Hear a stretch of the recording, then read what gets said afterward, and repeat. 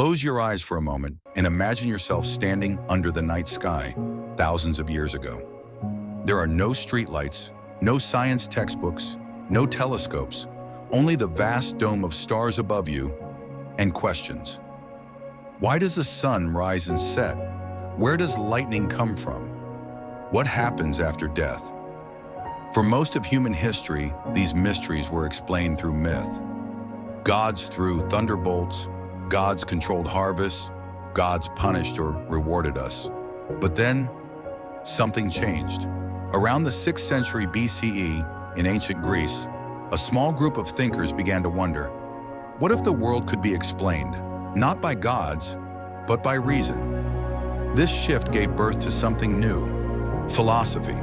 Today we'll explore that beginning, tracing the first steps from myth to reason and meeting the early thinkers who forever changed the way we see the world. Part 1. The Pre-Socratics, 6 minutes. The story begins in Ionia, on the coast of modern-day Turkey. Here lived Thales of Miletus, often called the very first philosopher.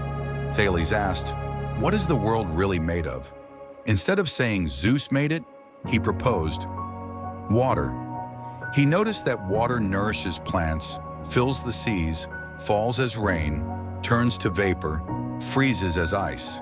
To him, water was the hidden principle of everything. It may sound simple, even naive, but this was revolutionary. For the first time, a human being tried to explain reality without resorting to myth. Then came Anaximander, his student. He disagreed. If water is everything, he asked, what about fire? Instead, Anaximander proposed an idea he called the apeiron, the boundless or infinite, an unseen eternal substance that gave rise to all things. Another thinker, Heraclitus, offered yet another vision. He declared, everything flows. Fire to him symbolized the eternal process of change. Rivers change, flames dance. Life is always in flux. His famous phrase still echoes today. You cannot step into the same river twice. These early philosophers, the pre-Socratics, were searching for the hidden order of the cosmos. Not gods, not myths, but principles. And with that, philosophy was born. Part 2. The Sophists and Socrates. 8 minutes. As time went on, philosophy expanded beyond nature into questions of human life. What is justice? What is virtue? How should we live? This is where the Sophists entered the scene.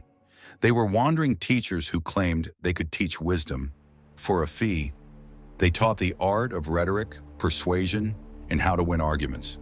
But not everyone admired them. Some believed the Sophists cared more about winning debates than discovering truth. And then came Socrates. Unlike the Sophists, Socrates refused payment. He didn't claim to have answers. Instead, he asked questions. He would stop people in the streets of Athens and challenge them. What is justice? What is courage? What is love? Through conversation, he revealed that many who thought they knew actually did not. His method of questioning, now called the Socratic method, was designed to peel away assumptions and push people toward genuine understanding. But questioning was dangerous. Athens was a proud city, and Socrates exposed the ignorance of politicians, poets, and craftsmen alike. Eventually, he was accused of corrupting the youth and sentenced to death. On his final day, he calmly drank poisoned hemlock, becoming a martyr for philosophy. Socrates left no writings, but his student, Plato, preserved his legacy. And through Plato, the Socratic spirit of questioning truth lived on. Part 3. The Legacy of the Birth of Philosophy, 5 minutes. So why does this beginning matter? Because philosophy was humanity's first great rebellion against ignorance. Instead of simply believing, these early thinkers dared to ask, why? They showed us that the world is not just chaos, but perhaps governed by principles, logic, and reason. From Thales' water to Socrates' questions, a new tradition began, one that sought truth through dialogue, evidence, and reflection. And it wasn't only about knowledge, it was about how to live. Socrates taught that the unexamined life is not worth living. To live well, we must question, reflect, and seek wisdom. This legacy continues today in science and ethics and politics. Every time we ask why, Instead of simply accepting an answer, we echo the birth of philosophy.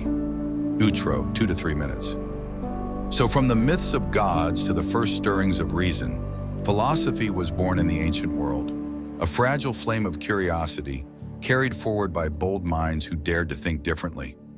In our next episode, we'll journey deeper into the world of Plato and his timeless allegory of the cave, a story of shadows, reality, and the difficult path toward truth. Until then, remember this: the same questions that haunted the night sky for Thales, Heraclitus, and Socrates are still with us.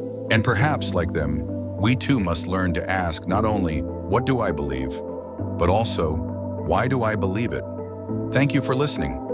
If you found value in today's exploration, consider subscribing and joining me again as we walk the path of ancient wisdom together.